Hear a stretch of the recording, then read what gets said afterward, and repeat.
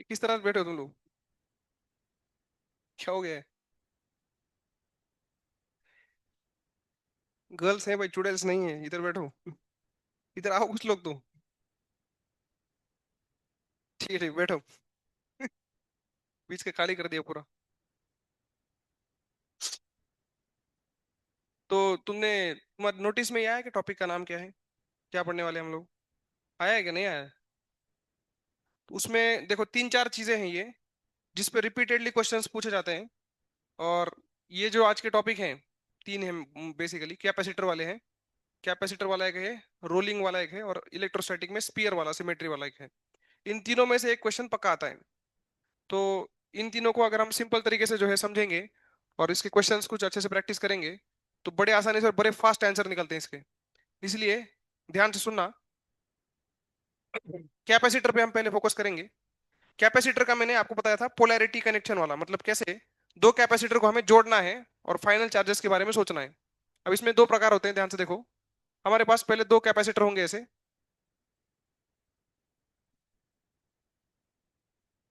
और इनको इंडिविजुअली रखा होगा। तो एक सिंपल एग्जांपल चालू करता हूं। यहाँ कैपेसिटर है जो ऑलरेडी जो है 4 वोल्ट पे चार्ज है। कितना वोल्टेज है उसका? 4 वोल्ट। और नीचे वाला अनचार्ज है, और इसकी कैपेसिटी है 2 फैराड। ठीक है, 2 फैराड कैपेसिटी है। तो इसके ऊपर जो है क्या बोलते हैं, चार्ज कितना होगा? कैसा करते हैं charge? Q is equal to CV, 8 coulomb का चार्ज होगा। है कि नहीं? इतना ही दिया है अपने को अभी। तो ये +8 कूलम है, और यहाँ पे -8 कूलम है, इस तरीके से है। और नीचे वाला इस इनिशियली में अनचार्ज लेता हूँ। नीचे वाला क्या लेता हूँ? अनचार्ज। तो यहाँ पे हम लोग इन दोनों को अभी कनेक्शन लगाएंगे, मतलब ये ऐसे जोड़ेंगे इधर, और ये भी जोड़ने वाले हैं। लेकिन अभी स्विच डाल रखा है इसे। ठीक है, मतलब दोनों अभी कनेक्टेड नहीं है। नीचे वाला सर्किट में अभी एंट्री नहीं नीचे वाले को। तो नीचे वाले का चार्ज पहले जीरो था, बाद में भी जीरो रहेगा, कुछ फर्क नहीं पड़ेगा। लेकिन जैसे ही सर्किट को हम क्लोज कर देंगे, तो क्या होगा बताओ? दोनों किस में आ जाएंगे? देखो जरा ध्यान से, दोनों किस में आ जाएंगे? सीरीज में कि पैरेलल में? ये कंफ्यूजन होता है बहुत ज्यादा। ये- देखो जरा ध्यान से, दोनों किस में आ जाएंगे? इसकी कैपेसिटी में देता हूं आपको। इसकी कैपेसिटी जो है 4 फैराड है। ठीक है, नीचे वाले की। तो सीरीज में आएंगे कि पैरेलल में आएंगे? जल्दी से बोलो, क्या लग रहा है? क्या कॉन्सेप्ट क्या होता है? सीरीज किसको बोलते हैं हम लोग? जिसका क्या सेम हो? चार्ज सेम हो, करंट सेम असते ना, करंट सेम सारखं चार्ज सेम। और पोटेंशियल सेम होने पे हम क्या बोलते हैं? पैरेलल बोलते हैं। तो क्या सेम है इनमें? जल्दी से बोलो। इनमें पोटेंशियल सेम है। ये लोग में जो है ये पैरेलल में है। तुम बोलोगे सर ऐसे लग रहा है हमें एक साथ जा रहा है वो। वैसे नहीं देखते इसको। अब जैसे ही इनका कनेक्शन हो जाएगा ना, जैसे ही कनेक्शन इसका लग जाएगा, मतलब सर्किट ऐसे बन जाएगा पूरा। स्विच के फॉर्म में बनाता हूँ। नेक्स्ट डायग्राम में देखो ऐसे होगा। ये कैपेसिटर आपका, और नीचे वाला है दूसरा कैपेसिटर। ऐसे दोनों कनेक्ट हो जाएंगे। कनेक्ट होते ही आप देखोगे कि ये वाला जो पूरा प्लेट है ना, ये एक पोटेंशियल पे आ जाएगा, कनेक्टेड है पूरा। तो इसका पोटेंशियल अगर V1 है तो इसका भी कितना होगा? V1। और इसका अगर V2 है तो इसका भी कितना होगा? V2। तो इसके अक्रॉस पोटेंशियल डिफरेंस कितना है? V1 - V2। और नीचे वाले के अक्रॉस भी कितना है? V1 - V2। इसलिए किसमें है? पैरेलल में है। चार्ज सेम नहीं होगा, क्या सेम होगा? पोटेंशियल सेम होगा। That is why they are in parallel. समझ में आया सबको? तो पैरेलल में होना चाहिए। इस तरह जो जोड़ेंगे तो आप याद ही रखो, इस तरह के डायग्राम में ये पैरेलल में होते हैं। ओके। अब अगर ये पैरेलल में है, तो आपको बोला जाएगा कि जैसे ही स्विच डाला, तो फाइनल चार्जेस आप बताइए। फाइनल चार्जेस कैसे होंगे? क्योंकि स्विच डालने से क्या होगा, यहाँ पे 8 कूलम -8 कूलम चार्ज था, ये डिवाइड हो जाएगा दोनों में। ये वाला नीचे वाला अनचार्ज था ना। अब कैसे डिवाइड होगा हम बाद में देखेंगे। इक्वल डिवाइड तो नहीं होगा, क्योंकि ये 2 फैराड का है और ये कितने का है? 4 फैराड का। तो कुछ तो अजीब सा होने वाला है कि नहीं? तो कितना डिवाइड होगा, ये निकालना है अपने को। क्वेश्चन लिखो चलो, क्वेश्चन लिखो पहला। Find final charges after switch is closed, ऐसा क्वेश्चन है। Find final charges after the switch is closed. Find final charges after the switch is closed. Switch को क्लोज करते ही फाइनल चार्ज हमें निकालने हैं। तो ऐसे क्वेश्चन में सबसे पहला स्टेप आपको ये लेना है कि घबराना नहीं है। और उसके बाद नया डायग्राम बना लेना है। गिवन डायग्राम तो अलग बात है, अपना खुद का डायग्राम बनाना चाहिए। तो खुद के डायग्राम में हम देखेंगे क्या कांस्टेंट है इसमें, क्या चेंज नहीं होगा। After the connection what will remain constant? क्या कांस्टेंट होता है? कैपेसिटी। जैसे रेजिस्टेंस चेंज नहीं होता, करंट डालो नहीं डालो, रेजिस्टेंस तो रेजिस्टेंस होता है, वैसे कैपेसिटी है ना। तो अभी भी ये कैपेसिटर कितने का है? 2 फैराड का ही है ना। और ये अभी भी कितने का है? 4 फैराड। बाकी सब बदल गया, बट कैपेसिटी तो कैपेसिटी है, वो तो कांस्टेंट होती है, कनेक्शन से थोड़ी चेंज होती है वो। अरे कि नहीं? अब अब देखो, मुझे ये पता है कि दोनों किस में है। इसका मतलब दोनों के अक्रॉस क्या सेम होगा, तो मैं उसको डेल्टा भी बोल रहा हूँ। क्या बोल रहा हूँ मैं उसको? डेल्टा भी किसका पोटेंशियल डिफरेंस है? दोनों का। किसका है? दोनों का। अब सिंपल सा फंडा है, देखो। तुम फोकस करो इस प्लेट के ऊपर, ये लेफ्ट वाली जो प्लेट्स है ना दोनों। पहले इसके ऊपर चार्ज कितना था? +8। पहले इसके ऊपर कितना था? 0। Total charge with in the plate कितना है, टोटल चार्ज दोनों का मिला के? 8। अभी भी कितना होना चाहिए टोटल? 8, क्योंकि बाहर से कोई चार्ज तो आ नहीं सकता। आइसोलेटेड प्लेट्स है ना। जो 8 चार्ज है वही रिडिस्ट्रीब्यूट हुआ होगा, तो यहाँ पे मैं चार्ज बोल रहा हूँ Q1, तो यहाँ पे बोल रहा हूँ Q2। है ना, तो यहाँ पे हो जाएगा -Q1, क्योंकि यहाँ पे हो जाएगा -Q2। तो दोनों जो कैपेसिटर के ऊपर Q1 Q2 चार्ज मान लिए, तो पहला इक्वेशन बड़ा सिंपल लिख सकता हूँ मैं, बोलो क्या लिख सकता हूँ? Q1 + Q2 must be equal to 8। समझ में आया क्या? But Q is equal to CV। Q is equal to what? क्या Q1 ला मिलू शकतो 2 delta V, capacity multiplied by voltage ना। तो इसको क्या लिख सकता हूं मैं? 2 इंटू, ह्याला काय लिखू शकतो? 4 इंटू डेल्टा वी। तो यहाँ पे Q1 की वैल्यू लिखता हूं मैं 2 into delta we, plus Q2 की वैल्यू बताइए 4 into delta V, that is equal to 8। तो डेल्टा वी आ गया आपका 8/6, मतलब 4/3। डेल्टा वी कितना आ गया? तो हो गया आंसर। Q1 की वैल्यू कितनी है? Q1 is equal to CV ना। तो कैपेसिटी है 2 और डेल्टा वी हमने निकाल लिया है सॉल्व करके, 4/3। तो कितना आ गया ये बेटा? 8/3 कूलम आ गया, है कि नहीं? तो Q2 भी निकल जाएगा ऐसे ही। क्लियर हो गया? तो यहाँ पे स्टेप 1 क्या किया हमने? पहले तो आपको एक नया डायग्राम बनाना है। सबसे पहले क्या करना है? नया डायग्राम बनाना है। नए डायग्राम में दो दो वोल्टेज लिखने की जरूरत नहीं है, कॉमन वोल्टेज को डेल्टा वी बोल दो। और चार्ज कंजर्वेशन कर लो, initial charge on the left plate must be equal to final charge on the left plate. बस दो ही स्टेप लेने हैं, उसके बाद आंसर आ जाएगा। समझ गए? लिखो, ऐसा मैं एक और देने वाला हूँ, जल्दी से इसको लिखो। दूसरा वाला आपको खुद को करना है।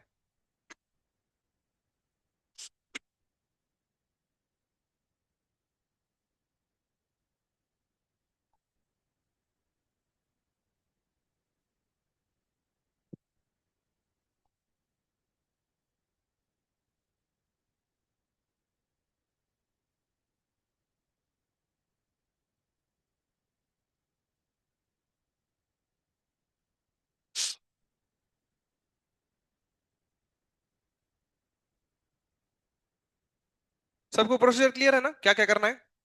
नया डायग्राम बनाओ, उसके बाद कॉमन वोल्टेज लो, और कॉमन वोल्टेज की मदद से Q1 Q2 को लिखो, और Q1 + Q2 ओरिजिनल Q के बराबर होना चाहिए। इतना ही करना है, हर क्वेश्चन में ऐसे ही करना है। ठीक है?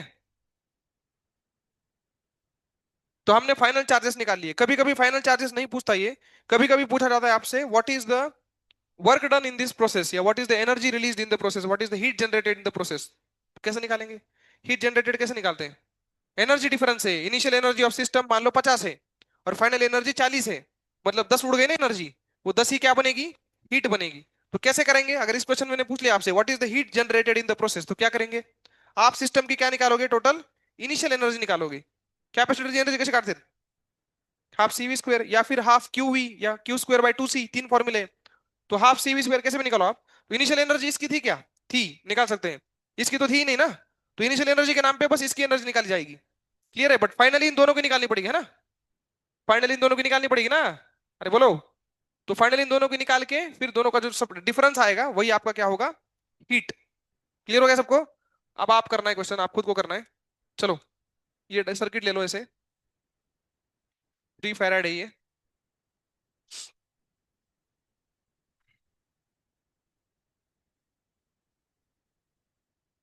और ये 6 फैराड है, 6 फैराड नहीं, इसको 9 फैराड ले लो। इसमें 12 कूलम चार्ज है, इसमें -12 कूलम चार्ज है, ऐसे है। और इनिशियली ये नीचे वाला अनचार्ज था, नीचे वाला इनिशियली क्या था? अनचार्ज था।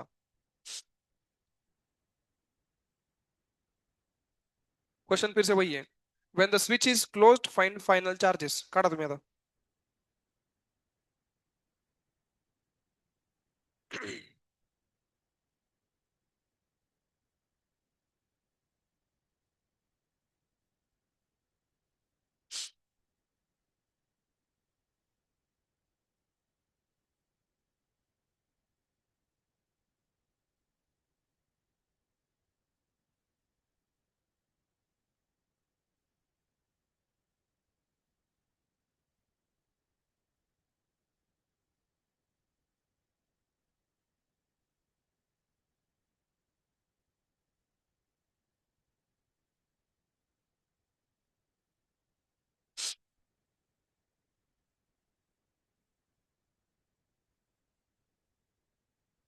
डेल्टा भी एक आला का।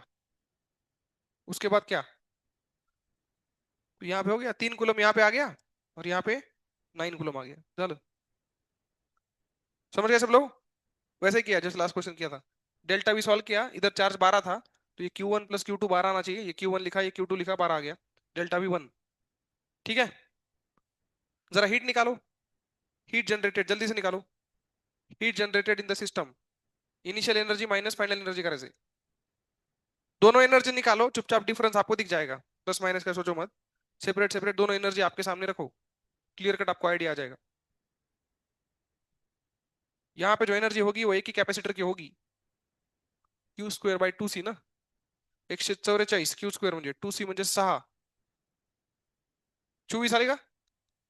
24 जूल इनिशियल एनर्जी आली, 24 Q²/2C फॉर्म्युला आहे। इथली इथली पण काढा।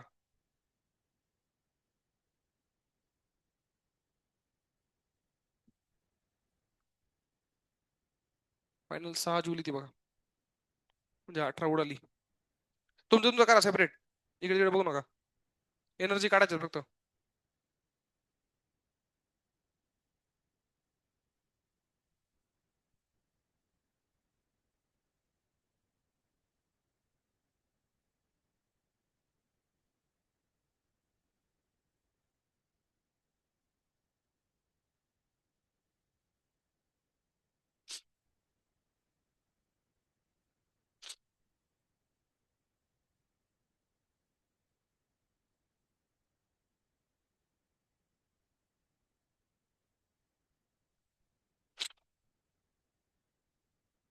18 आलं का?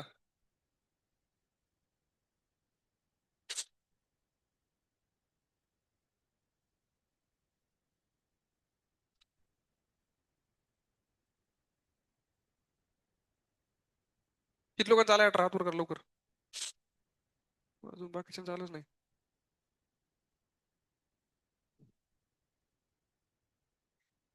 ह्याची एनर्जी कशी काढायची बघा, हाफ CV² असते ना, हाफ इंटू सी आपला 3 आहे, व्ही तो 1 आहे, तो 1.5 जूल ह्याची आली। ह्याची कशी काढायची, हाफला हाफ, सी ह्याचं 9 आहे, V²चं 1 आहे, 4.5 झाली इथं। तो ये 4.5 है, 1.5 6 हो गई टोटल, खत्म।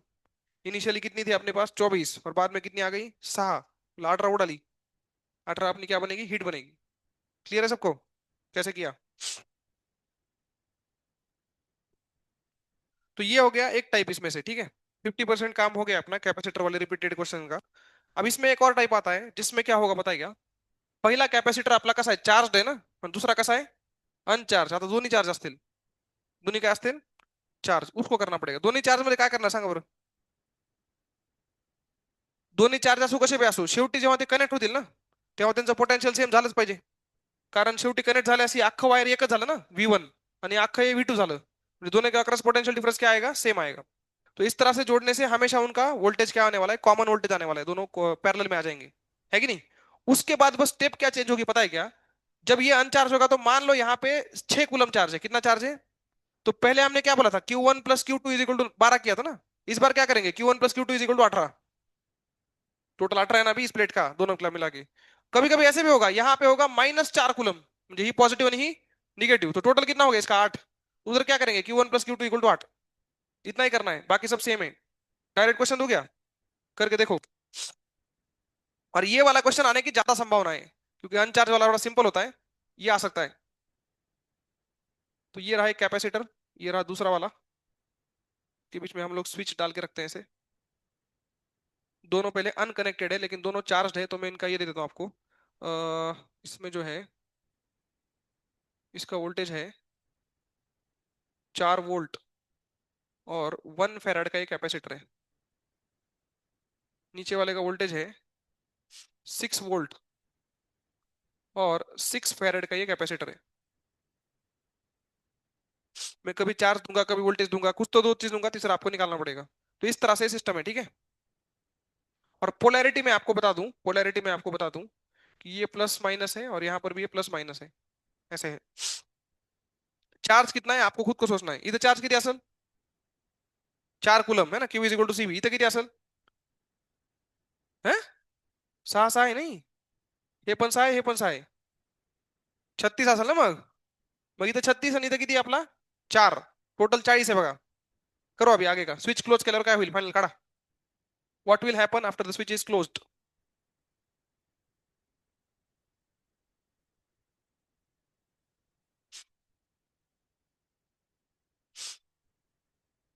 एक्झॅक्ट सेम प्रोसिजर फॉलो करायची.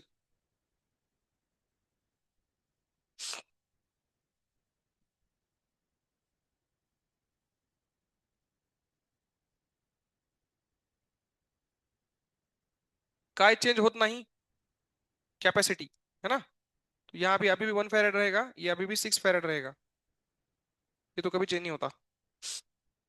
चार्जेस को मैं Q1 Q2 बोल देता हूँ, और वोल्टेज को मैं डेल्टा भी बोल देता हूँ. तो मुझे पता है Q1 प्लस Q2 इक्वल आना चाहिए 40 के. है ना.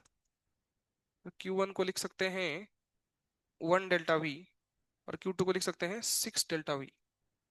40/7 आला बघा. Delta V is 40/7. तो वहां से फिर आपको Q1 Q2 मिल जाएंगे. किती आला Q1 किती आलं. 40/7च. Q2 किती आलं. 240/7. Q is equal to CV.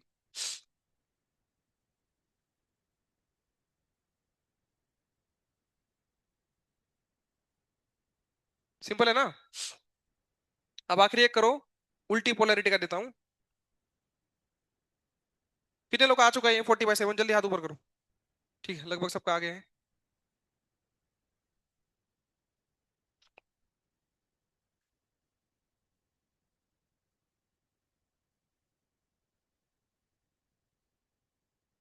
ये वाला अच्छे से लिखना. ऊपर नीचे मत करो इसमें. +4 कूलम, -4 कूलम, -12 कूलम, +12 कूलम. इस तरीके से है. इसकी कैपेसिटी. इसका जो वोल्टेज है वो देता हूं मैं आपको. इसका वोल्टेज है 4 वोल्ट. इसका वोल्टेज है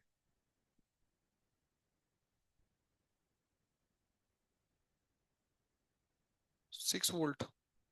चलो शुरू हो जाओ. What will happen after the switch is closed.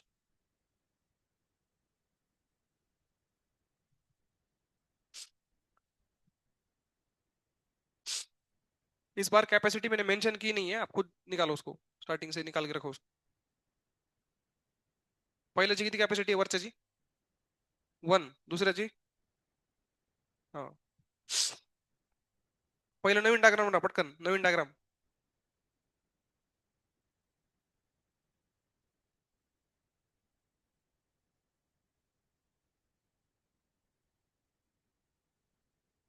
आता चार्ज किती आहे टोटल. हा. 8. इकडे बघायचं नाही, पलीकडे बी आहे ना, तिकडे मारा ना, मायनस मध्ये कशाला घुसताव. पलीकडचं बघा ना, पलीकडे किती चार्ज है टोटल. 8. उसको ले. फालतू में निगेटिव मत जाओ, वरना बेटा पागल हो जाओगे फिर. निगेटिव कैसे आ रहा है, ये वन. दो प्लेट अवेलेबल है, जिधर पॉजिटिव उधर ही खेलो.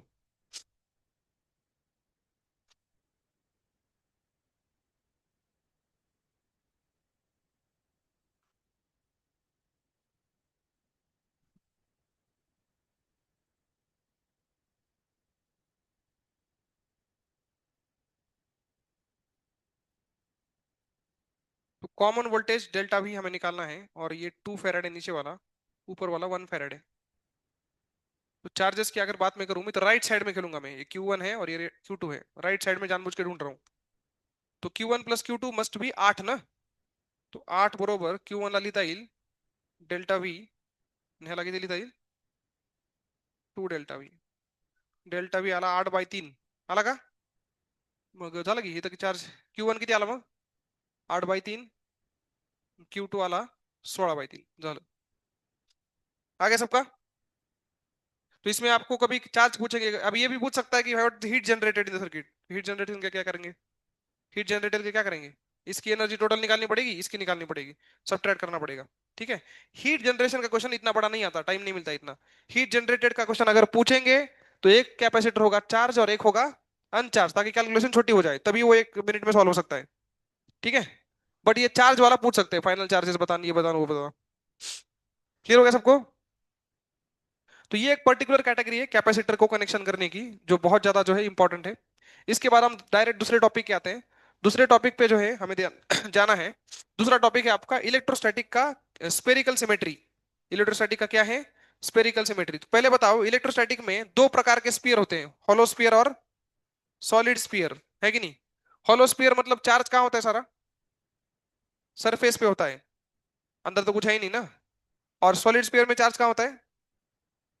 हाँ, uniformly distributed inside the volume of the sphere. अब मैं क्या बोल रहा हूँ, ध्यान सुनना। मेरे पास एक सॉलिड स्पीयर है। क्या है मेरे पास एक? और ये कंडक्टर का या मेटल का बना हुआ है। तो इसके ऊपर ऊपर अगर मैं चार्ज डालूंगा तो चार्ज कहाँ बैठेगा? अगर कंडक्टिंग स्पीयर है तो उसका चार्ज अंदर नहीं जा सकता, सारा चार्ज कहाँ बैठेगा? कहाँ बैठेगा सारा चार्ज? सरफेस पे। तो भले ही ये एक सॉलिड स्पीयर है बट ये बिहेव कैसे करेगा? हॉलो स्पीयर जैसे, क्योंकि इसका चार्ज अंदर रह नहीं सकता। कंडक्टर के अंदर चार्ज कैसे डालोगे? जैसे ही चार्ज अंदर डालोगे वो कहाँ जाएगा? बाहर आ जाएगा। कंडक्शन अलाउड है ना। And charge take place, charge कौन सी जगह पे जाके बैठता है? सबसे एक्सट्रीम जो बाहर की जगह है वहां पे जाके बैठता है चार्ज। रिपल्शन होता है ना, तो एकदम कट टू कट बैठता है बाहर जाके। तो कंडक्टर अगर सॉलिड कंडक्टर होगा it will behave like a hollow sphere. पहले नोट लिखो ये, solid conductor will always behave like a hollow sphere. त्याचं नाव जरी सॉलिड असलं तर ते बिहेव करते हॉलो स्पीयर सारखा. Solid conductor will always behave like a hollow spear.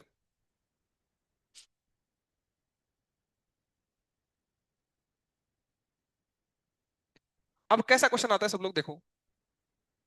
ये तो आपको सबको पता ही होगा, ऐसे मान के चल रहा हूं मैं कि, क्या पता है आपको, what is the value of electric field sphere के जो है, ठीक, स्पीयर के आउटसाइड पॉइंट पे इलेक्ट्रिक फील्ड कैसे निकालते हैं? मान लो ये पूरा स्पीयर है, ऐसे पूरा यूनिफॉर्मली चार्ज है वॉल्यूम पे, है ना। क्यू चार्ज है, रेडियस इसकी आर है, और बाहर वाले एक्स दूरी पे पॉइंट है, एक्स दूरी पे। कैसे निकालते हैं? के क्यू बाय एक्स स्क्वायर। पता है ना, आउटसाइड पॉइंट के लिए हम लोग ऐसे देखते हैं, जैसे पूरा चार्ज कहाँ पे रखा हो? सेंटर पे रखा हो, पॉइंट चार्ज जैसे C Q by X square या K Q by X square करते हैं। पता है नहीं सबको ये? सरफेस पे बताओ, K Q by capital R square, है ना। और अंदर वाले पॉइंट के लिए बताओ, ये सबसे इंपॉर्टेंट है। बोलो बोलो। काय म्हणतात की बाबा, के क्यू, ये एक्स है ना, एक्स बाय आर क्यूब का to R cube, R cube ना। तो ये फॉर्मूला सबको याद है ना, अंदर वाला पॉइंट बाहर वाला पॉइंट, ये सब सॉलिड स्फीयर के लिए इलेक्ट्रिक फील्ड, है ना। ये सबको पता हो, इसका ग्राफ भी बनता है, याद है ग्राफ? तो ये सब याद होना चाहिए एटलीस्ट। अब ये क्वेश्चन नहीं बता रहा मैं आपको बता रहा हूँ ये क्वेश्चन, ये जो फॉर्मूले तुमने लिखे हैं सारे, ये जो तुम बता रहे हो, that is valid for uniform density. कैसी डेंसिटी है? मतलब डेंसिटी कौन दी आता है, मास डेंसिटी है क्या? Charge density, charge per unit volume. Uniformly distributed जब चार्ज होगा तब जो तुमने ये सब लिखा है वो सब वैलिड है, तुमने याद रखा है।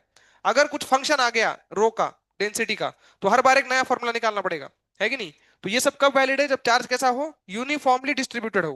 हमें कैसे क्वेश्चन करने हैं इस क्लास में? हमें करने हैं ऐसे क्वेश्चन जिसमें आपका रो वेरिएबल होगा। रो क्या होगा? वेरिएबल होगा। तो अपने पास ये सॉलिड स्फीयर है जिसका रो वेरी करता है ऐसे, rho is equal to rho naught R. Rho is equal to what? क्या मतलब है इसका? Rho is equal to rho naught का ही, रो नॉट एक कांस्टेंट है पहली बात तो, और आर क्या है? रेडियस। रेडियस तो कैपिटल आर है ना भैया, ये रेडियस कैपिटल आर। तो स्मॉल आर क्या है फिर? रेडियल डिस्टेंस बोलो इसको, क्या बोलो? मतलब आप जितना सेंटर से दूर जाओगे ना, उतना स्मॉल आर की वैल्यू क्या होती जाएगी? बढ़ती जाएगी। तो डेंसिटी की वैल्यू भी क्या होती जाएगी? बढ़ती जाएगी। मतलब सेंटर पे, एग्जैक्टली सेंटर पे अगर आप हो तो वहां आर की वैल्यू जीरो है ना, तो डेंसिटी भी क्या हो जाएगी? जीरो. म्हणजे सेंटरला चार्जेस नाही, सेंटरला रिकामाई. आणि जसं जसं बाहेर चाललो आपण तसं चार्ज वाढत चाललाय. इस तरह का ये चार्ज डिस्ट्रीब्यूशन है, समझ में आया? तो इसके लिए कोई फॉर्मूला जो हमने अभी तक पढ़ा है वैलिड नहीं है, ये पूरा नया है। इसको बोलते हैं non uniform distribution of charge. अब लिखो heading, non uniform distribution of charge.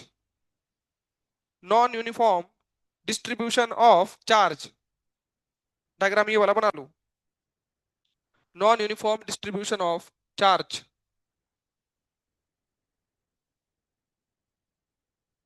Rho is equal to rho naught into small R. इस फंक्शन के अकॉर्डिंग जो है वेरिएशन हो रहा है आपका डेंसिटी का. कौन सी डेंसिटी है इसका? नाव का डेंसिटी है व्हॉल्यूम चार्ज डेन्सिटी. रिंग असते ना, रिंग, रिंग साठी लॅम्बडा असते बघा, लिनियर चार्ज डेन्सिटी. डिस्क साठी काय असते? एरिया म्हणजे सरफेस चार्ज डेन्सिटी सिग्मा असते, सिग्मा. और स्पियर के लिए होता है रो. क्लियर है? अब ह्याच्यात काढायचे काय, ह्याच्यामध्ये आपल्याला विचारते की सेंटर से जो है अगर आप, सेंटर से जो है अगर आप एक्स दूरी पे हो तो यहां पे इलेक्ट्रिक फील्ड कितनी है ये निकालना है. लिखो, what we need to calculate is कि अंदर वाले पॉइंट पे, अंदर कहीं एक्स दूरी पे अगर कोई पॉइंट है तो वहां इलेक्ट्रिक फील्ड कितनी है. इसका फॉर्मूला हमें याद था बट वो यहाँ पे वैलिड नहीं है, ये कैसे अलग है, तो यहाँ डिराइव करना पड़ेगा. ठीक है? अंदर वाले पॉइंट पे इलेक्ट्रिक फील्ड पूछ जाती है, बहुत ही फेवरेट क्वेश्चन है जेईई मेन का. तो कैसे निकालेंगे इसको? किसी को आइडिया है कैसे निकालेंगे? क्लास में किया होगा आपने. कौन सा लॉ लगेगा इसमें? गॉस लॉ ठरेगा. गॉस लॉ काय असते? गॉस लॉ काय असते? Flux through the Gaussian surface is equal to inside charge upon epsilon naught. तो गॉस लॉ की हेल्प से करना है इसको. क्लियर है? तो मैं एक करके दिखाता हूं फिर आपके लिए दूसरा दूंगा. तो गॉस लॉ के अनुसार अपने को पहले एक सरफेस चाहिए, इमेजिनरी क्या चाहिए, एक गॉसियन सरफेस चाहिए. क्या सरफेस चाहिए? अब स्पीयर है तो एक स्पीयर लेते हैं. तो जहां से इलेक्ट्रिक फील्ड निकालनी है अपने को, उसी पॉइंट से गुजरता हुआ मैं एक स्पीयर इमेजिन कर रहा हूं. तो सब लोग देखो, ये हमारा स्पीयर है. ठीक है? इसका हम नाम गॉसियन स्पीयर है. कसला स्पीयर है? Gaussian sphere. मतलब इससे हमें फ्लक्स निकालना है. इस स्पीयर से क्या निकालना है? फ्लक्स निकालना है. तो पहली बात तो सर्कुलर सिमेट्री जब होती है, सर्कुलर चार्ज होते हैं ना, तो उसमें इलेक्ट्रिक फील्ड हमेशा रेडियल ही होती है कंपलसरी. कैसी होती है? रेडियल. मतलब इस पूरे स्पीयर के ऊपर रेडियल डायरेक्शन में चारों दिशाओं में जो है इलेक्ट्रिक फील्ड होगी. समझ में आया? रेडियल से आउटवर्ड. है कि नहीं? तो कौन बताएगा इसका फ्लक्स कितना होगा? कसं काढतात फ्लक्स? इलेक्ट्रिक फील्ड हमें यहां की निकालनी है ना, इस पॉइंट की. मतलब ही पूरे स्पीयर की निकालनी है, क्योंकि पूरा स्पीयर कितने दूरी पे है सेंटर से? एक्स दूरी पे है. तो कहीं भी निकालो क्या फर्क पड़ता है. तो इलेक्ट्रिक फील्ड की जो वैल्यू ई है इनटू काय, फ्लक्स कसं काढते? Electric field multiplied by area. आठवते का? Electric field into area gives you flux. Area किती आहे त्याचा, डॉट डॉट वाला स्पीयरचा? 4 पाई एक्स स्क्वायर. ये आ गया फ्लक्स. ये क्या आ गया? Flux. Electric field into area. अब यही फ्लक्स को हम ऐसे भी लिख सकते हैं, inside charge upon epsilon not. आठवते का? Inside charge upon epsilon not. आपल्याला एवढंच काढायचं आता है, ग्रे वाल्यामध्ये किती चार्ज आहे, ह्या ग्रे वाल्यामध्ये इनसाइड मध्ये किती चार्ज आहे, टोटल चार्ज किती आहे, टोटल चार्ज किती दिले का ह्याच्यात? नाही दिलं. ते पण आपण इंटिग्रेशन करून काढावं लागेल. टोटल चार्जची इथे गरजच नाहीये, आपल्याला फक्त मधला चार्ज काढायचा आहे. मग आपण काय करायचं, ग्रे वाल्याला सेपरेट बघा इकडं. दिसला काय ग्रे वाला? ह्याची रेडियस किती आहे बघा बरं. एक्स आहे ना. आता मला ह्याच्यामध्ये किती चार्ज लपलेला आहे हे काढायचे, त्यासाठी करावं लागणार आहे इंटिग्रेशन. काय करावं लागणार आहे? ह्याच्यामध्ये चार्ज युनिफॉर्मली डिस्ट्रीब्युटेड है कि नॉन यूनिफॉर्मली? नॉन यूनिफॉर्मली है, त्याच्यामुळे इंटीग्रेशन करावं लागेल. तो नॉन यूनिफॉर्म करने के लिए देखो, हम इसके अंदर भी फिर से एक छोटा सा हॉलो स्पीयर डालेंगे. क्या डालेंगे इसके अंदर? Hollow sphere. देखो मैंने क्या किया, आर रेडियस का एक हॉलो स्पीयर लिया है, एलिमेंट लिया है एक छोटा सा. स्मॉल आर रेडियस पे मैंने क्या किया है, क्या किया है, एक हॉलो स्पीयर काटा है. ऐसे बहुत सारे हॉलो स्पीयर को जोड़ते जाऊंगा तो ये बन जाएगा. ये ग्रे वाला क्या है बेटा? सॉलिड स्पीयर है ना छोटा. ये कैसे बनेगा? छोटे छोटे सॉलिड हॉलो स्पीयर ऐड होंगे तो ये बनेगा ना. अब मैं क्या बोल रहा हूं कि इसका चार्ज निकालते हैं, इस ऑरेंज वाले का. इसका चार्ज होगा डी क्यू, छोटा चार्ज बरोबर. कैसे निकालेंगे? Charge is equal to density into volume. Charge मतलब क्या होता है? डेंसिटी इंटू, क्योंकि डेंसिटी का मतलब ही है ना चार्ज अपॉन वॉल्यूम. तो charge is equal to density into volume. तो डेंसिटी कितनी है? ये रही डेंसिटी. है कि नहीं? कितनी आएगी डेंसिटी? Row naught are. देखो यहाँ पे लिखा है, आर पे डिपेंड करती है, उसकी रेडियस भी आ रही है ना स्मॉल आर, उस ऑरेंज वाले की. तो रो नॉट आर डेंसिटी दिली. वॉल्यूम सांगा बरं. हॉलो स्पियरचं व्हॉल्यूम विचारते तुम्हाला मी. हॉलो स्पियरचं व्हॉल्यूम. इसका सरफेस एरिया कितना होगा? 4 pi r square into thickness D R. Thickness D R होती है ना, जैसे हमने यहाँ पे आर लिया है ना, तो ये वाला, ये ग्रीन वाला छोटा वाला कितना है? थिकनेस डी आर है ना, आर के सामने डी आर होता है ऐसे. तो इसका वॉल्यूम कितना हो जाएगा? जल्दी से बोलो. ये इधर लिखता हूँ सेपरेट. डी क्यू लिख रहा हूं मैं, छोटा charge is equal to density. Density अपनी rho naught R into volume है, बोलो 4 पाई r स्क्वायर, म्हणजे surface area into thickness D R, that gives me volume. Clear है सबको ये बात? अब जो है इसको जरा ध्यान से लिखोगे तो कितना आएगा देखो, 4 पाई रो नॉट, ये आर है, ये आर स्क्वायर है, तो यहाँ पे आर क्यूब डी आर बन जाएगा. ठीक है? अब ये डी क्यू आया है, क्या है ये? D Q. इसको इंटीग्रेट करूंगा तो टोटल चार्ज मिलेगा मेरे को. तो इंटीग्रेट करने के बाद जो है आप देखो, इसमें लिमिट बताओ कितना है, कहां से कहां जाना है अपने को? यहां से लेके एक्स तक जाना है ना, तो 0 से लेके एक्स तक. देखो कितना आ रहा है, 4 पाई रो नॉट किती असते ही, x⁴ ना, ती 4 मेलं बघा, डायरेक्ट हे आलं. पाय रो नॉट x⁴. क्लियर हो गया? ही कोण आहे? काय इनसाइड चार्ज आहे. ठीक है। तो इसी इलेक्ट्रिक फील्ड को हमने क्या लिखने को बोला था, inside charge upon epsilon naught. तो इलेक्ट्रिक फील्ड आ गए ना बेटा, इलेक्ट्रिक फील्ड बरोबर काय आलं बघा, inside charge upon epsilon not आणि 4 पाय स्क्वेअर मल्टिप्लाय केले ते 4 पाय स्क्वेअर. सही आहे.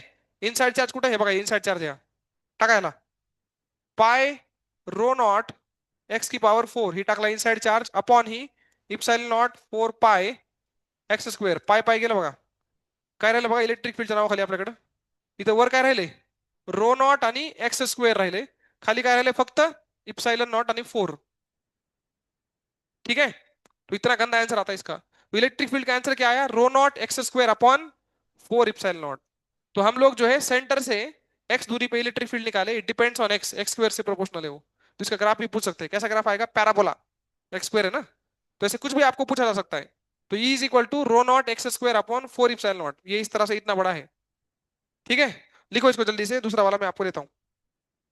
और ये सेम कॉन्सेप्ट जो है ग्रेविटेशन में भी आता है, इसलिए डबल इंपॉर्टेंट है ये.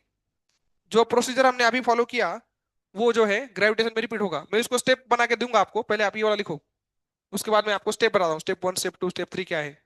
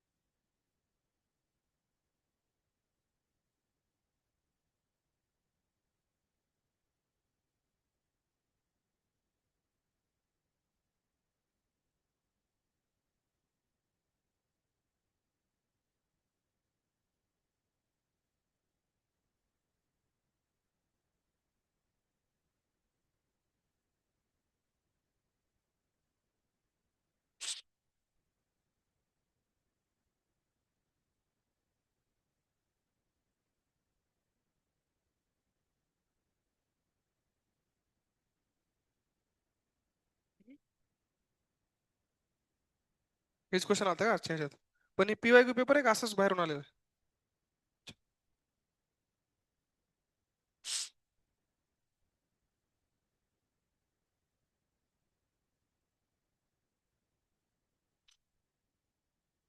हो गया सबका लिख के. अब प्रोसीजर लिखो, स्टेप 1 लिखो जल्दी से फास्ट. स्टेप 1 क्या है, स्टेप 1 क्या किया था हमने स्टेप 1 में, गॉसियन सरफेस लिया था, लिया स्टेप 1. मराठीत लिहायचं का, ज्या ठिकाणी इलेक्ट्रिक फील्ड काढायची आहे, लवकर लिहा. ज्या ठिकाणी इलेक्ट्रिक फील्ड काढायची आहे तेवढ्या रेडियसचा गॉसियन स्पियर काढा. ज्या ठिकाणी इलेक्ट्रिक फील्ड काढायची आहे तेवढ्या रेडियसचा गॉसियन स्पियर काढा. तेवढ्या रेडियसचा गॉसियन स्पियर काढा. इस डायग्राम में कौन सा स्पियर है वो ग्रे वाला है ना, डॉट डॉट वाला, वैसे बनाया था हमने. नेक्स्ट क्या किया था, त्याच्यामधून काय लिहिलंय पुढे, फ्लक्स लिहिला ना.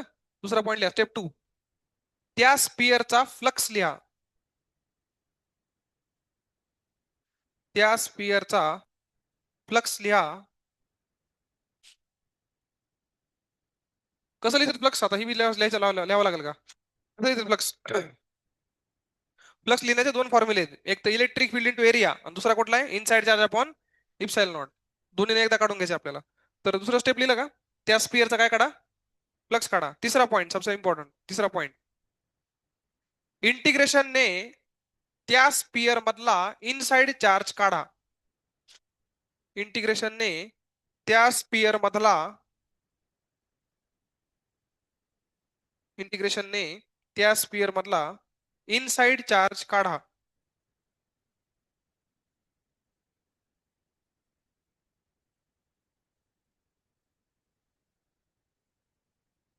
इंटिग्रेशन ने त्या स्पीयर मधला इनसाइड चार्ज काढा. ठीक है, बस हो गया. एक बार इनसाइड चार्ज मिल गया तो क्या करोगे? एक बार फ्लक्स हमने कैसे लिखा? इलेक्ट्रिक फील्ड इंटू एरिया से लिखा ना. दूसरी बार फ्लक्स लिखेंगे इनसाइड चार्ज अपन इप्सिलॉन, दोनों को इक्वेट करते हैं, आंसर आ जाएगा. क्लियर है प्रोसीजर? तो चलो एक क्वेश्चन करके दिखाओ.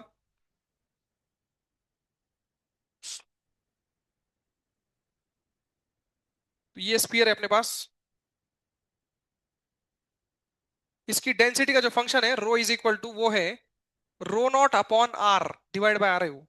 रो is equal to rho naught upon R, इस तरह का फंक्शन है. तो आपको वही करना है. सेंटर से जो है एक्स दूरी पे एक पॉइंट है पी. तो पी पॉइंट पे इलेक्ट्रिक फील्ड निकालनी है आपको.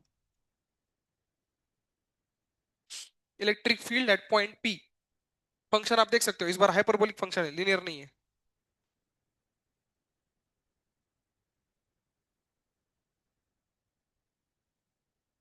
रो नॉट कोई कांस्टेंट है, उसकी जगह 3 7 पाई कुछ भी हो सकता है, कोई भी नंबर आ सकता है. तो नंबर से मत घबराना, कभी आ गया 3/r तुम बोलोगे नया क्वेश्चन है. नया क्वेश्चन नहीं है, 3 तो कांस्टेंट है. चलो चालू हो जाओ, फटाफट निकालो आंसर.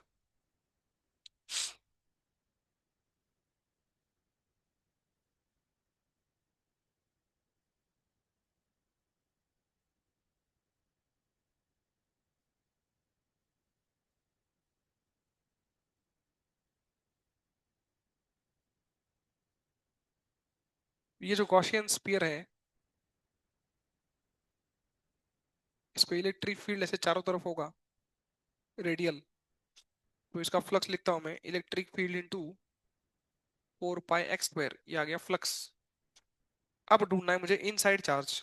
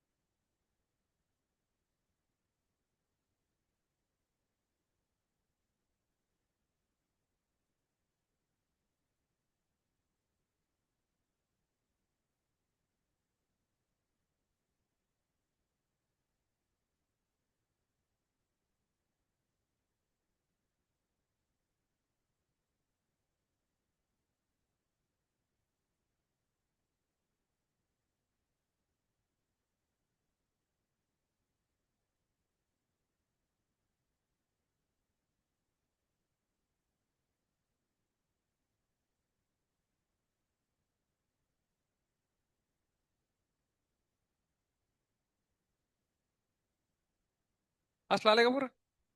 2 π ρ0 x². आले ना, इनसाइड चार्ज झाला झाला आता एवढं चालेल. ही जी फ्लक्स आहे त्याला काय टाकायचं? Inside charge upon epsilon naught. Inside charge आपला आलाय 2 π ρ0 x² अपॉन इप्साइलन नॉट. काय कटलं बघा, या दोघांमध्ये काय कटलं? x² मेलं बघा पहिलं तर. हे 2 π बी गेलं, इथं फक्त 2 राहिलं, है की नाही? इलेक्ट्रिक फील्डचं उत्तर आलेलं आहे ρ0 अपॉन 2 इप्साइल नॉट. म्हणजे इलेक्ट्रिक फील्ड कशी आली? एक्स वर डिपेंड करत नाही, कॉन्स्टंट आहे. इलेक्ट्रिक फील्ड कशी है बघा ना, एक्स पर डिपेंड करता है. तो अंदर कहीं भी निकालो, यहाँ निकालो, यहाँ निकालो, कहीं भी निकालो, तो इलेक्ट्रिक फील्ड की वैल्यू वही आएगी, कांस्टेंट आई ना. एक्स पर डिपेंड नहीं कर रही. तो बड़ा अजीब केस है ये, कांस्टेंट इलेक्ट्रिक फील्ड आ जाती. और ये पीवाईक्यू के फॉर्म में आ चुका है आपके जेई एग्जाम में. ग्रेविटेशन में आया था, लेकिन इस तरह का ही आया था. तो समझ में आया सबको कैसे किया हमने? तीनों स्टेप फॉलो किए और इस तरह से आंसर आ गया. क्लियर है सबको? अब ये हो गया एक. अब जो है एक इसमें मैं आपको टास्क देता हूं, इसमें मैं आपको टास्क देता हूं. दू के नहीं, नहीं निकाल पाओगे वैसे तो. इंटीग्रेशन से नहीं आ पाएगा इसका, ठीक है छोड़ो. टास्क गया बाढ़ में. तो ये इलेक्ट्रिक फील्ड आ गई अंदर के पॉइंट पे. ठीक है, इतना ही काफी है. सबका आ गया आंसर ये वाला? ठीक है ना. अब जो है हम थर्ड टॉपिक पे आते हैं. सिमेट्री वाला इलेक्ट्रिक फील्ड का टॉपिक हो गया. मतलब इलेक्ट्रोस्टैटिक का एक टॉपिक है, इसी से संबंधित है. सेल्फ एनर्जी ऐकलं का? सेल्फ एनर्जी लय महत्वाचं आहे, सेल्फ एनर्जी. तो सब लोग देखो ध्यान से, क्या होता है ये. तो ये अपना स्पीयर है, हॉलो स्पीयर है. हॉलो स्पीयर मतलब बेसिकली चार्ज कहाँ है इसका? सरफेस पे है कि नहीं? तो ये अपना स्पीयर है. इसकी सेल्फ एनर्जी होती है कुछ तो. सेल्फ एनर्जी म्हणजे स्वतःची एनर्जी. सेल्फ एनर्जी, इसका फॉर्मूला है, अगर इसका चार्ज क्यू है और इसकी रेडियस अगर आर है, तो फॉर्मूला होता है C Q square by 2 R, म्हणजे basically 0.5 C Q square by R, ये फॉर्मूला होता है, याद रखना। 0.5 C Q square by R, C Q by R नहीं बरं का, C Q square by R self energy है, काय ही सेल्फ एनर्जी। इसका मतलब मैं बाद में बताऊंगा, पहले आप याद रख लो। उसके बाद दूसरा स्पीयर कौन सा है आपका, सॉलिड स्पीयर है। सॉलिड स्पीयर का चार्ज कहाँ पे होता है, अंदर होता है ना पूरा। इसके लिए फॉर्मूला थोड़ा अलग है, ध्यान सुनना। इसके ऊपर चार्ज अगर क्यू है और इसकी रेडियस अगर आर है, तो इसकी सेल्फ एनर्जी होती है, किसी को पता है, 3/5 C Q square by R, 3/5 म्हणजे 0.6 आहे, C Q square by R. तो लक्षात ठेवायला सोपं आहे, एक 0.5 आहे, एक 0.6 आहे। तो दोनों की एनर्जी याद रखो, ये इनकी खुद की एनर्जी है, क्या है ये, खुद की एनर्जी है, लिखो ये note. Self energy of spheres, बहुत इंपॉर्टेंट है, self energy of spheres, hollow स्पीयरची 0.5 C Q square by R, आणि सॉलिड स्पीयरची किती आहे, 0.6 C Q square by are.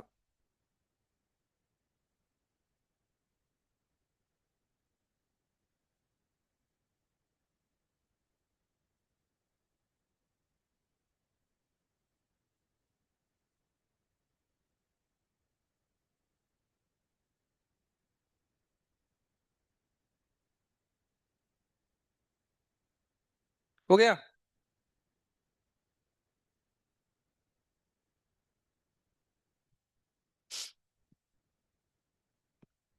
फिर सेल्फ एनर्जी क्या है, सेल्फ एनर्जी मतलब उसकी खुद की एनर्जी है, तो बता दिया मैंने। अब इसका फायदा क्या है, क्यों क्यों ये हमने याद रखेंगे इसको। तो इससे कुछ क्वेश्चन बहुत आसान हो जाते हैं। किस तरह के क्वेश्चन, देखो।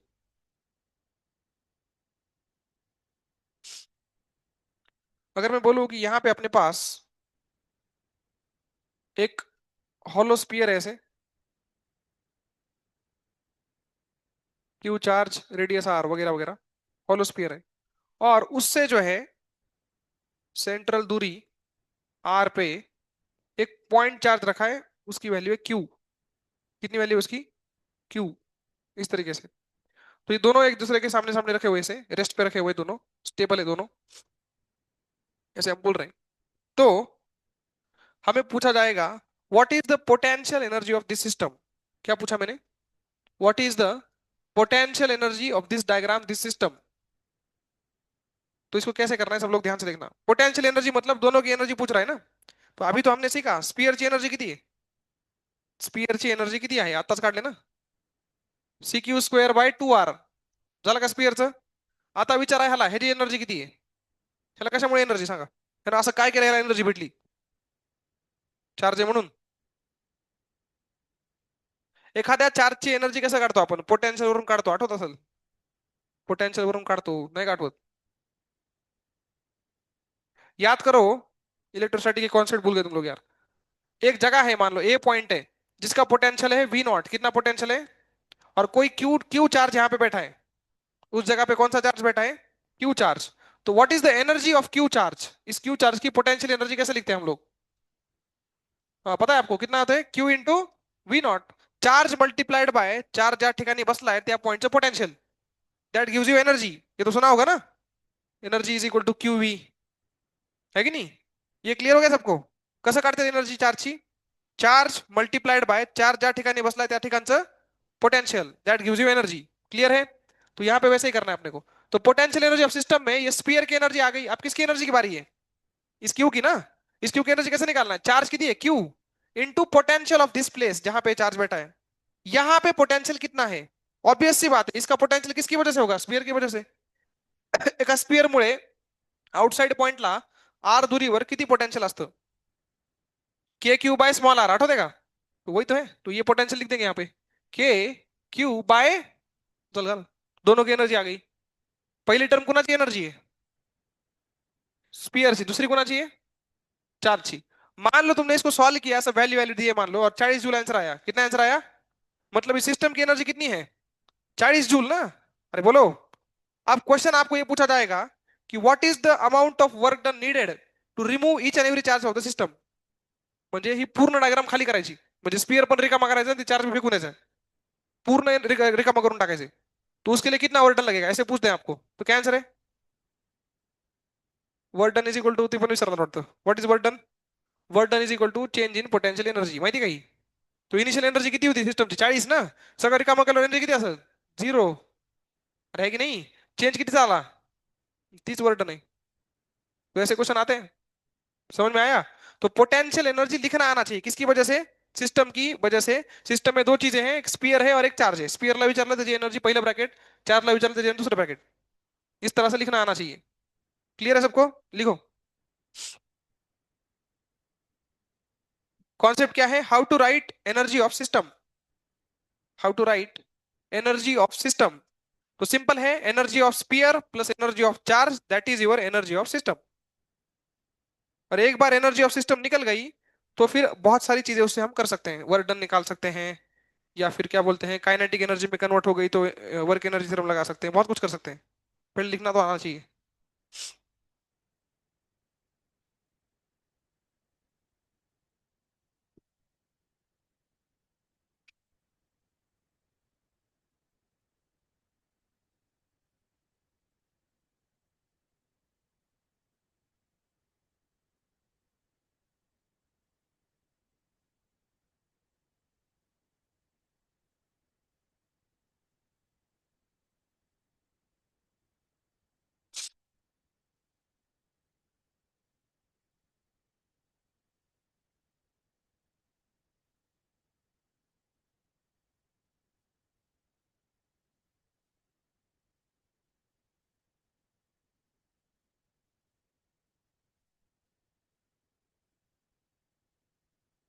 ठीक है, हो गया. तो ये एक इंपॉर्टेंट है, सेल्फ एनर्जी वाला कॉन्सेप्ट याद रखना, ठीक है. अब हम आगे बढ़ते हैं. अच्छा, ये जो हमने सेल्फ एनर्जी वाला कॉन्सेप्ट लगाया, सेम सेल्फ एनर्जी का कॉन्सेप्ट आपका ग्रेविटेशन में भी आता है, जिसपे पीवाईक्यू ऑलरेडी आ चुका है. इसलिए मैंने इलेक्ट्रोस्टैटिक में बताया था. ग्रेविटेशन में अगर आया तो कैसा आएगा? आपको पूछा जाएगा कि एक प्लेनेट है, का एक प्लेनेट म्हणजे सॉलिड स्फीयर का hollow sphere? Obviously solid sphere है. इसका मास m है और इसकी रेडियस है r. इसकी सेल्फ एनर्जी लिखो, क्या लिखोगे? सेम फॉर्म्युला आहे. यहाँ पे सी है ना, सी क्यू में. सी माहिती आहे तुम्हाला? सी, सी म्हणजे काय असते? 1/4 पाईप नॉट ना. तुम्ही त्याला के म्हणता, आम्ही सी म्हणतो, जो जो भी है. सी नाही, के ती के आपलं 1/4 पाईप नॉट. त्याला काही नाव ठेवा, तुमची इच्छा. आता यहाँ पे एनर्जी लिखनी है, सेल्फ एनर्जी. तो यहाँ पे जैसे इलेक्ट्रोस्टैटिक में सी या के होता है, वैसे ग्रेविटेशन में जी होता है. तो पहली टर्म क्या आएगी सी की जगह? जी. इलेक्ट्रोस्टॅटिकचा फॉर्म्युला आठवा ना, काय फॉर्म्युला होता सॉलिड स्फीयरचा? CQ² r 0.6 ना. तो यहाँ पर भी वही लिख रहा हूं मैं, सी की जगह जी लिख दिया ना, क्यू स्क्वेयर ठिकाणी एम स्क्वेयर, मासचा स्क्वेयर. तो GM² अपॉन आर. और ये 0.6, 0.6 म्हणजे 3/5. रहेगी नहीं? बस याद रखना, जो भी ग्रेविटेशन में एनर्जी आती है वो हमेशा कैसी आती है? निगेटिव आती है. ये तो आपने सुना होगा. ग्रेविटेशनल पोटेंशियल, क्यों? Gravitational potential energy is always negative, तो माइनस साइन तो लगेगा ही. सिमिलर है ना भैया? और अगर आपने जो हॉलो शेल लिया है, हॉलो शेल कर देगा, हॉलो स्पीयर लिया है, उसकी ग्रेविटेशनल पोटेंशियल एनर्जी पूछिए तो क्या आंसर आएगा? GM²/2r माइनस के साथ. वैसे क्यों होता है ग्रेविटेशन में पोटेंशियल एनर्जी निगेटिव, क्यों होती है हमेशा? किसी को पता है क्या? क्योंकि ग्रेविटेशन फोर्स और इलेक्ट्रोस्टैटिक फोर्स में एक बेसिक डिफरेंस है, कौन बताएगा? Gravitational force is always attractive, याद है क्या? और electrostatic force can be attractive, can be repulsive, इसलिए प्लस माइनस का डिफरन्स आता है. ग्रेविटेशनल फोर्स नेहमी अट्रॅक्टिव्ह असल्यामुळे त्याची एनर्जी नेहमी कशी असते? निगेटिव्ह असते. ओके. तो ये फर्क है. लिखो ये भी नोट. काय लिहायचं ह्याच्यात? Gravitational self energy of planet. Gravitational self energy of planet. लिख लो, सामने लिखा है आपके. दोनों में से एक याद कर लो, दूसरा जो इलेक्ट्रोस्टैटिक में है वैसा ही ग्रेविटेशन में, एग्जैक्टली exactly.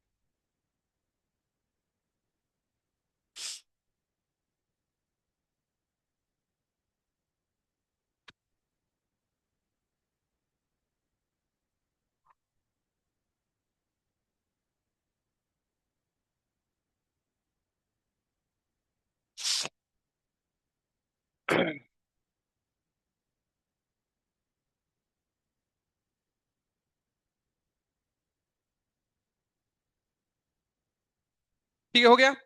आज का आखिरी टॉपिक. तो ये सब इतने इंपॉर्टेंट है नहीं. इससे भी सबसे खतरनाक टॉपिक आखिर में रखा है मैंने, जिससे लास्ट 2-3 सालों में आप देख सकते हो दबा क्वेश्चन आते हैं, खून खून खराब है एकदम। ये है pure rolling on inclined plane. क्या ये? मतलब ती रेस लावते ना रेस, ते एक सिलेंडर टाकते, एक रिंग टाकते, कोण आधी पोचल वगैरे वगैरे। Pure rolling on inclined plane, very very very important topic.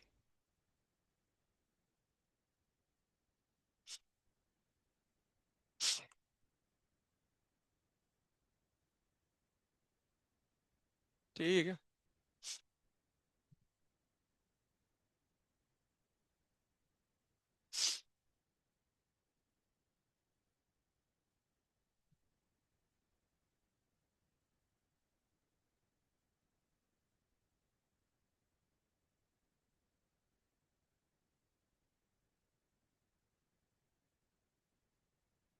देखो इस पे मैंने जो एक शॉर्ट भी बना रखा है, pure rolling on inclined plane के ऊपर। इसको आप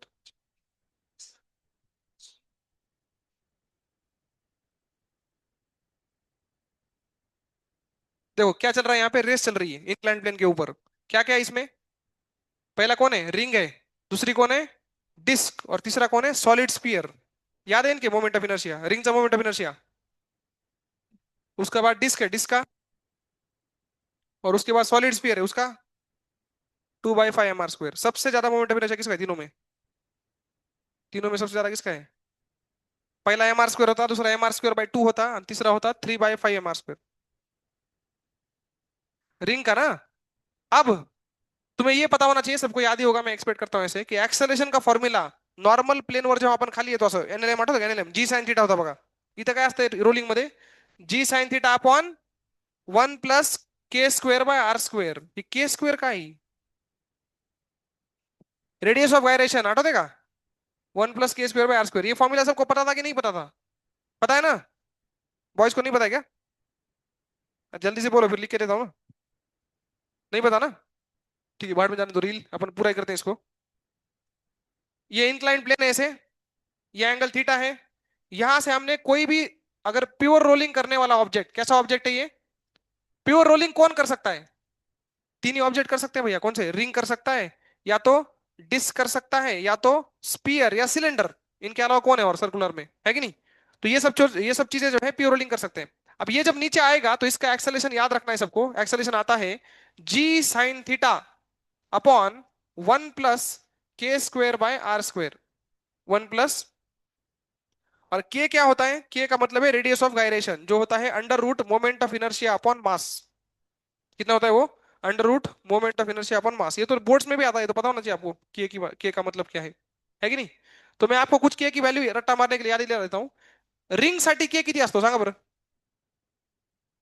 रिंगचा मोमेंट ऑफ इनर्शिया किती आहे टाका ना, mr² डिवाइड बाय म्हणजे फक्त r² राहिलं. आर राहिलं ना? किती झालं मग रिंगचा मोमेंट ऑफ इनर्शिया? आर. काय चुकलं आपलं? हैं? बरोबर है हाँ. तो आर. रिंग के लिए के की वैल्यू कितनी होती है? आर. डिस्क के लिए तुम बताओ. टाका इथं. mr² बाय 2, कटलं, r² बाय 2, तो r/√2 बाहर आया. डिस्क के लिए कितना होता है लक्षात ठेवायचं? r/√2. अच्छा, सॉलिड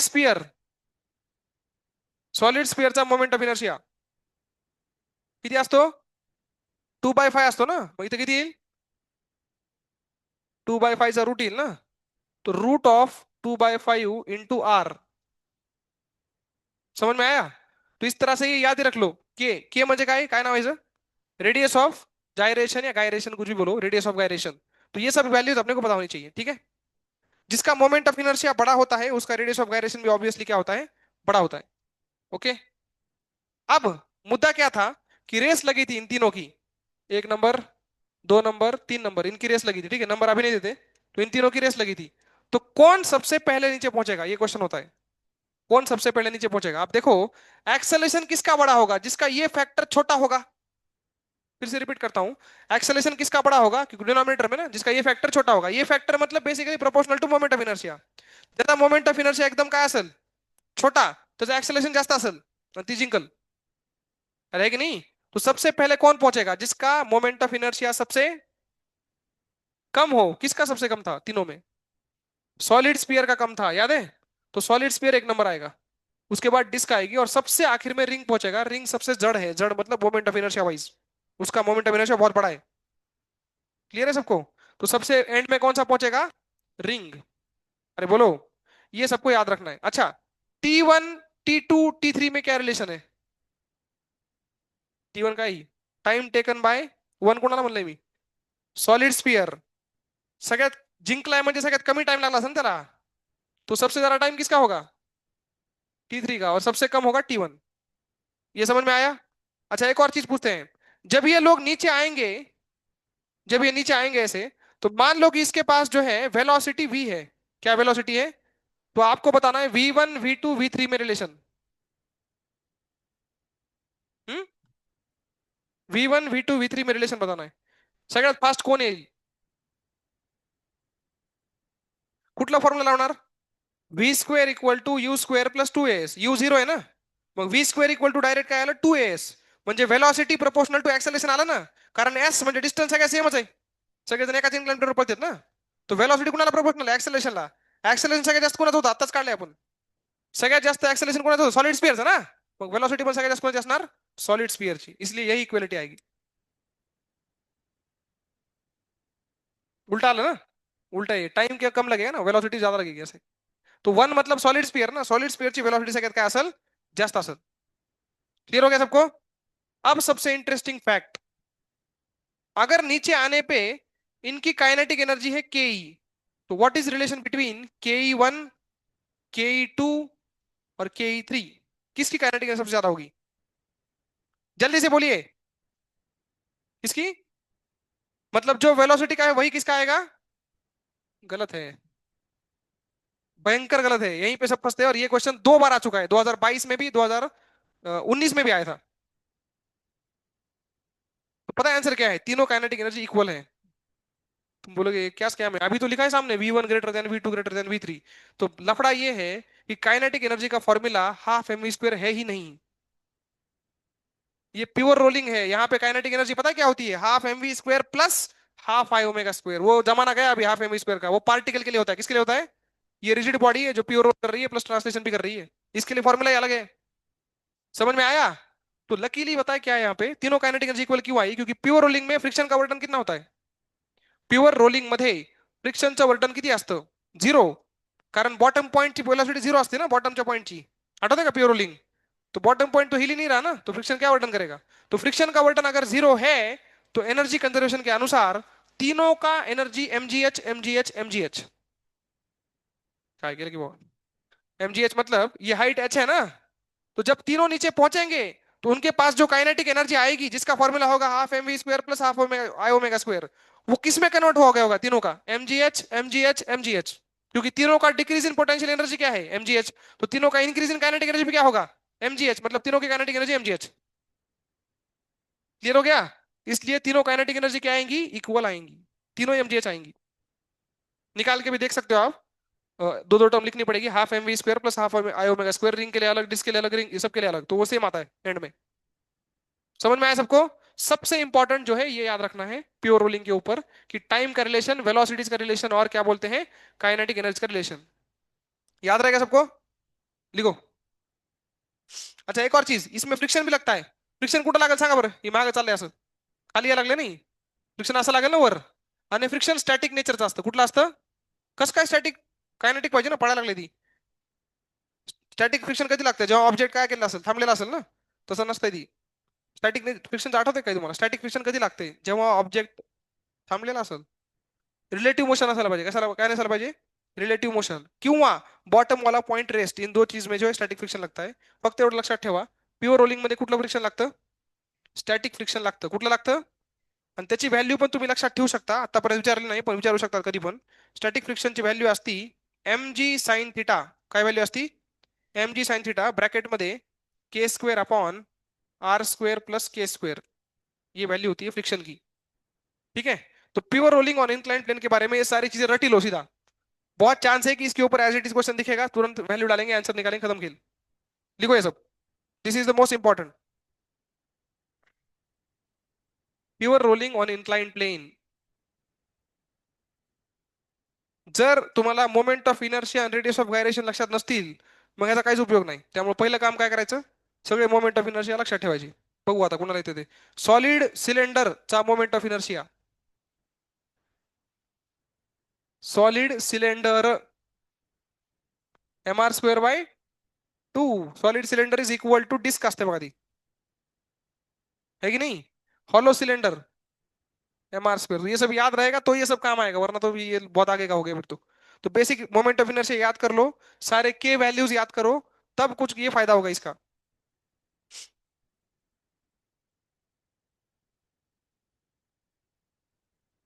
एक क्वेश्चन मैं इस पे दूंगा ताकि ये एक बार खत्म हो जाए पूरा खेल।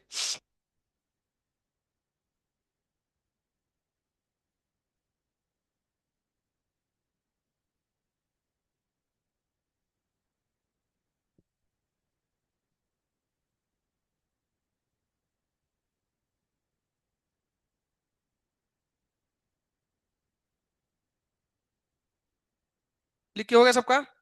अब जो मैं क्वेश्चन दे रहा हूँ पूरा स्कैम क्वेश्चन है, मतलब जानबूझ के फंसाने वाला क्वेश्चन है, तो फंसना मत, फालतू आंसर मत देना।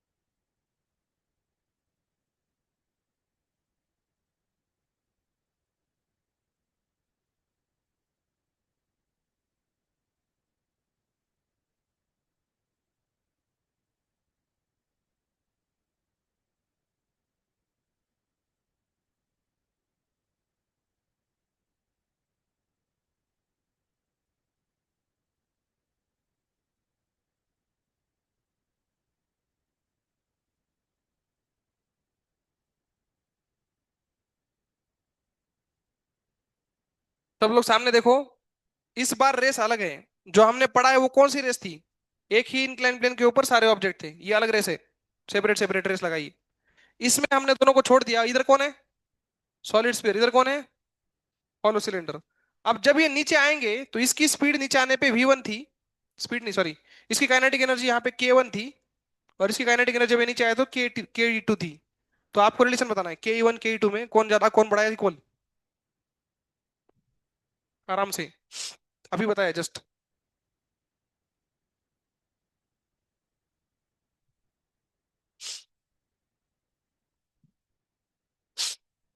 एंगल अलग है, ध्यान से देखो, और ऑब्जेक्ट्स भी अलग हैं, इससे कुछ फर्क पड़ेगा क्या? मास सेम है लेकिन। जल्दी से बताइए ke1 ke2 में कौन बड़ा कौन छोटा या इक्वल?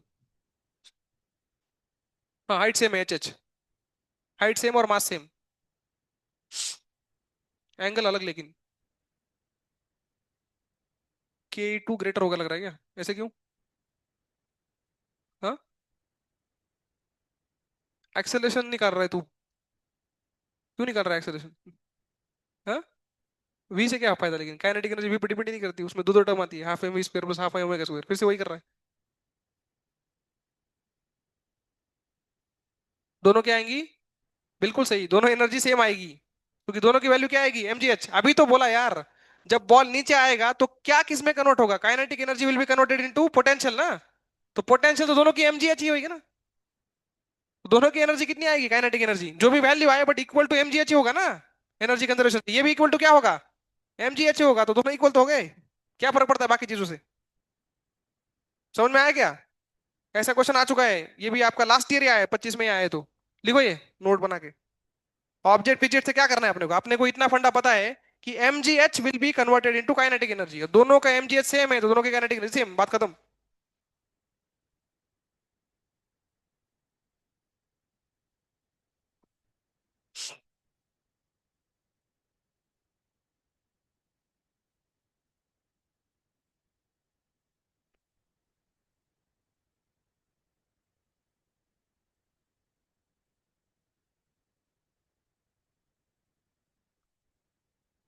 अब जो है आपके लिए मैं होमवर्क देता हूं, आप लोग निकालना, थोड़ा टफ हो जाएगा होमवर्क, आप खुद निकालना। यहाँ वेलोसिटी v1 है और यहाँ वेलोसिटी v2 है, आपको v1/v2 निकालना है। चलो ये आपका होमवर्क है, क्लास खत्म करते हैं, होमवर्क यही है, आप निकालो, मुझे कल बताओ। ऐसी क्लास एक दो और होंगी, कब होंगी मुझे नहीं पता, बट आपको नोटिस आ जाएगी। होमवर्क आप जब भी मैं दिखता हूँ तब बोल सकते हो, या तो कल मैं ग्रुप पे मैसेज डाल दूंगा इसका आंसर ये था करके, ठीक है, चेक कर लेना अपना अपना।